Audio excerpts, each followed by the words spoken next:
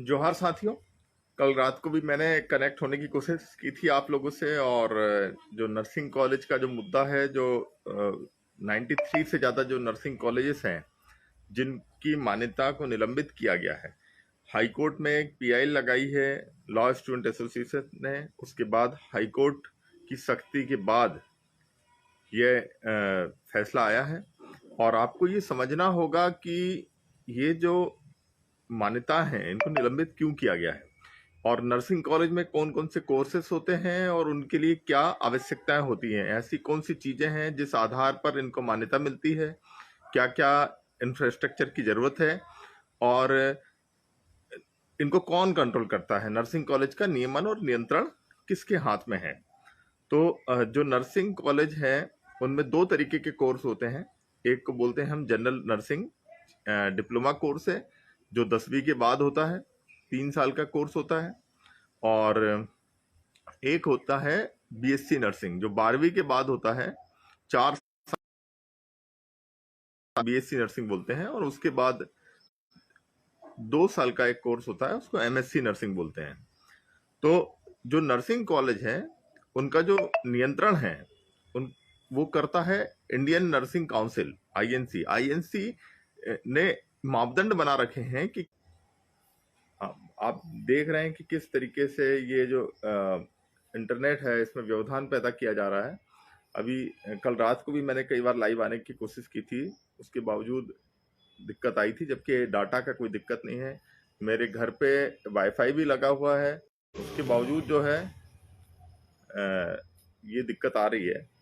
तो जो मैं आपको बता रहा था कि कौन से कोर्सेज होते हैं इसमें, जो जनरल नर्सिंग डिप्लोमा कोर्स है, और बीएससी नर्सिंग और एमएससी नर्सिंग।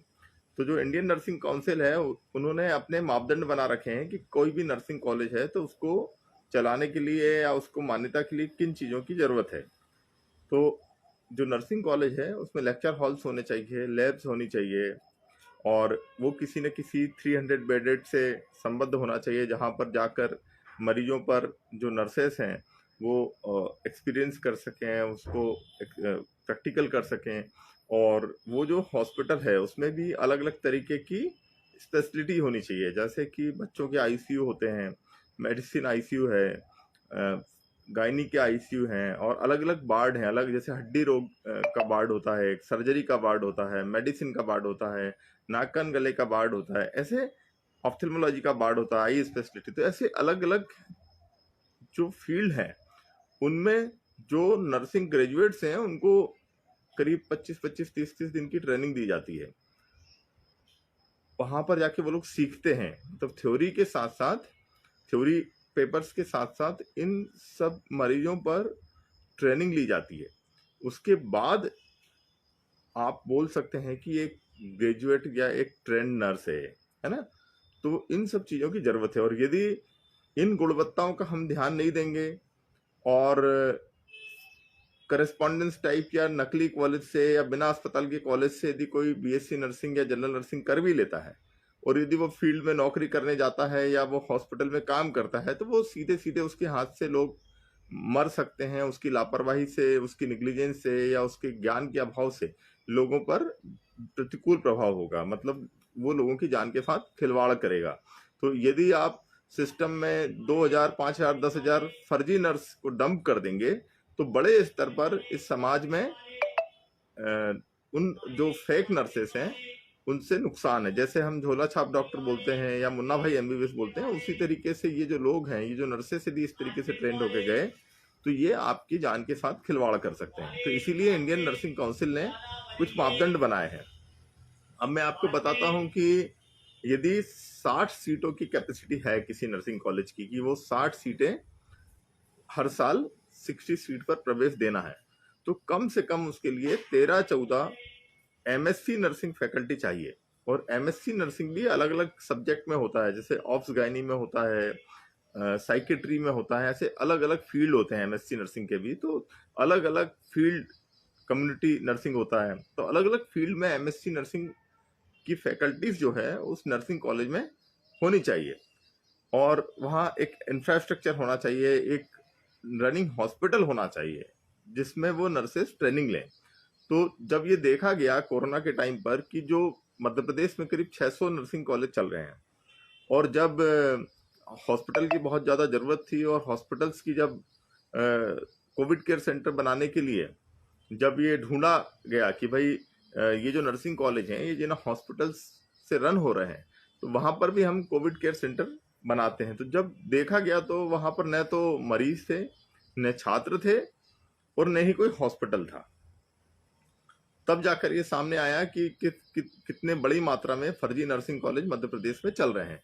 तो जो लॉ ग्रेजुएट्स हैं उनका एक संगठन है, उन्होंने इस मुद्दे को लेकर उनके संज्ञान में आया, और करीब 1 से 1.5 साल तक पूरे मध्य प्रदेश में घूम घूम कर उन्होंने एक रिसर्च की और एविडेंस तैयार किए, फोटोग्राफ्स तैयार किए, फैकल्टी की लिस्ट देखी, और ये भी देखा कि कई सारे नर्सिंग कॉलेज चालाकी कर रहे हैं। वो एक फैकल्टी को, जैसे कि कोई मान के चलिए कोई विवेक दुबे करके कोई फैकल्टी है, तो उसको वो 5-5 कॉलेजेस में उसको दिखा रहे हैं कि मतलब विवेक दुबे छतरपुर में भी पढ़ा रहा है, वो टीकमगढ़ में भी पढ़ा रहा है, वो इंदौर में भी पढ़ा रहा है, वो महू में भी पढ़ा रहा है। तो एक फैकल्टी 5 जगह तो नहीं पढ़ा सकता है। तो इस तरीके से एक फैकल्टी को कई जगह दिखाया गया।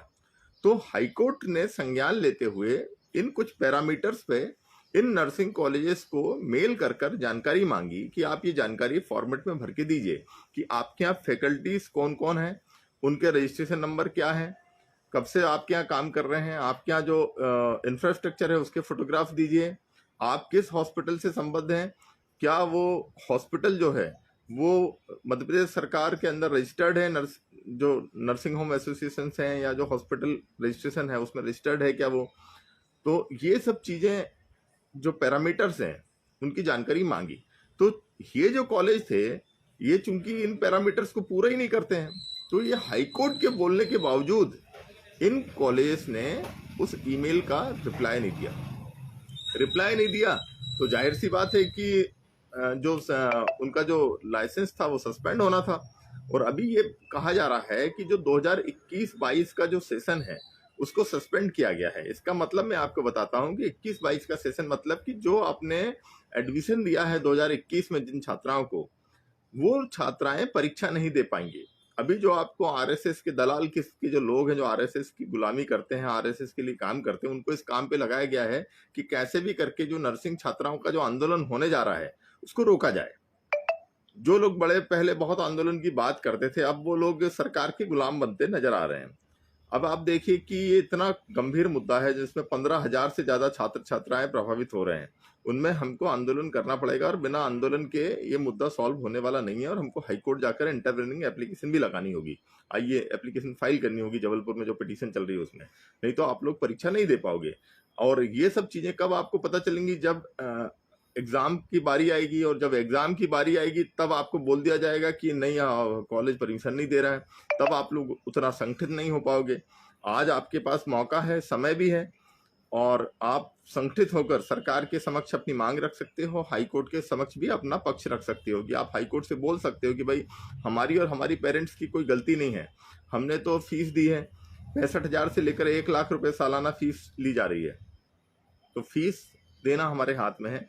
बाकी किन नियमों के तहत ये कॉलेज चलते हैं इसके लिए इंडियन नर्सिंग काउंसिल है, नर्सिंग काउंसिल के रजिस्ट्रार हैं, मध्य प्रदेश सरकार का चिकित्सा शिक्षा विभाग है, जिनको इन चीजों पर ध्यान रखना था, और वो उन्होंने नहीं रखा, और सरकार के साथ सांठगांठ कर इस तरीके से कुकुरमुत्ते की तरह ये पूरे मध्य प्रदेश में 600-700 नर्सिंग कॉलेज खोल दिए गए रिश्वत ले लेके। तो सरकार की जिम्मेदारी है, छात्रों की कोई गलती नहीं है, और छात्रों की यदि गलती नहीं है तो उनका खामियाजा छात्रों को नहीं भुगतना चाहिए। इसके पहले मेडिकल कॉलेज के साथ भी ये सब हुआ है। मॉडर्न मेडिकल कॉलेज था, वहां पर एडवांस मेडिकल कॉलेज था भोपाल में, वहां पर भी एमसीआई ने मान्यता निरस्त कर दी थी, और बाद में वो सारे छात्र रोड पर आ गए थे, आंदोलन करना पड़ा, रीगल पर हम लोगों को भूख हड़ताल पर बैठना पड़ा, भोपाल में भूख हड़ताल पर बैठे, हाईकोर्ट गए, वहां आईए फाइल की, तब जाकर बड़ी मुश्किल से हाईकोर्ट के इंटरफेरेंस के बाद ये जो जिन कॉलेजों की मान्यता निरस्त हुई है उनके छात्रों को उन कॉलेजों में शिफ्ट किया गया जहां जो मान्यता प्राप्त थे। इसी तरीके से नर्सिंग कॉलेजेस की भी जिनकी मान्यता निरस्त होगी, उन बच्चों को उन कॉलेजों में शिफ्ट करने के लिए हाईकोर्ट से हमको निवेदन करना पड़ेगा जो मान्यता प्राप्त और प्रॉपर स्टैंडर्ड से चल रहे हैं, जो पूरा मापदंड पूरा करते हैं। और ये बहुत कठिन काम है क्योंकि हर कॉलेज की एक इंटेक कैपेसिटी होती है। जैसे कोई एक कॉलेज है, उसकी 60 की इंटेक कैपेसिटी है कि 60 स्टूडेंट्स हर साल वहाँ आ सकते हैं, तो वहाँ वो 60 से 61 बच्चे भी नहीं पढ़ा सकता है नियमानुसार। तो उस यदि उस वहाँ हमको 10 छात्रों को एडजस्ट करना है तो उसके लिए हाई कोर्ट की परमिशन चाहिए रहेगी। शासन को भी अपना पक्ष रखना पड़ेगा कि भाई आप इन बच्चों के लिए क्या कर रहे हैं। यदि ये 8-10 हजार बच्चे यदि उन कॉलेजों से निकलते हैं या वो कॉलेज यदि बंद हो जाते हैं तो इन छात्रों का क्या होगा। तो शासन को भी अपना पक्ष जो है हाई कोर्ट में रखना पड़ेगा। और ये सब तभी संभव है जब हम लोग बड़े स्तर पर कोई एक आंदोलन करते हैं या एकजुट होकर अपनी आवाज बुलंद करते हैं। हमने सुना है कि एक और लिस्ट आने वाली है जिसमें 55 कॉलेजेस और हैं। अभी 93 कॉलेजेस की एक सूची आई है। तो ये इन सब कॉलेजों की मान्यता जो है अब निलंबित होने वाली है और सारे छात्रों का भविष्य जो है वो अंधकार में हो जाएगा। अभी भी वक्त है कि सारे जो नर्सेस हैं जो इन कॉलेज में पढ़ रहे हैं ये एकजुट हों, एक कॉमन रणनीति बनाएं और उस रणनीति पर काम करें। आप बताइए मुझे कि एक छोटा सा उदाहरण मैं दे रहा हूं कि जैसे कि 60 की कैपेसिटी है किसी कॉलेज की और वहां पर 13-14 एमएससी नर्सिंग चाहिए आपको, आपने 600 से ज्यादा नर्सिंग कॉलेज को मान्यता दे दी। क्या 8,400 एमएससी नर्सिंग पूरे मध्य प्रदेश में है क्या? जब 8,400 लोग पूरे मध्य प्रदेश से आजादी से लेकर आज तक ही पास आउट नहीं हुए हैं तो ये फैकल्टी वहां कहां से जाएगी? और ये बात राज्य सरकार को पता है, उसके बावजूद उन्होंने इन कॉलेज को परमिशन दी। जब फैकल्टी ही नहीं रहेगी तो फिर किस आधार पर इन कॉलेज को मान्यता मिलेगी? तो अब आप लोगों को तय करना है। इंडियन नर्सिंग काउंसिल से एक तो इंस्पेक्शन रिपोर्ट निकालिए, किस हॉस्पिटल से इन्होंने संबद्धता ली है वहां की जानकारी लीजिए और हाईकोर्ट के अंदर अपना पक्ष रखिए इंटरवेनिंग एप्लीकेशन के माध्यम से। नहीं तो आप लोगों को परीक्षा देने को नहीं मिलेगा। ये जो लोग आपको गुमराह कर रहे हैं, जो आरएसएस के कुछ दल्ले किस्म के लोग हैं, उनकी बातों में नहीं आइए। और आप लोग मीटिंग जिला वाइज आप मीटिंग लीजिए, संभाग स्तर पर मीटिंग हम इंदौर में आयोजित करेंगे। अलग अलग जो 12 संभाग हैं हर संभाग में मीटिंग होगी और एक समग्र रणनीति बनाकर इस मुद्दे पर काम करना होगा क्योंकि हमारे लिए छात्र हित सर्वोपरि है। और छात्रों के हित के लिए और छात्रों के हित के साथ यदि खिलवाड़ किया गया तो हम लोग चुप बैठने वाले नहीं, हम सरकार की ईंट से ईंट बजा देंगे। Thank you.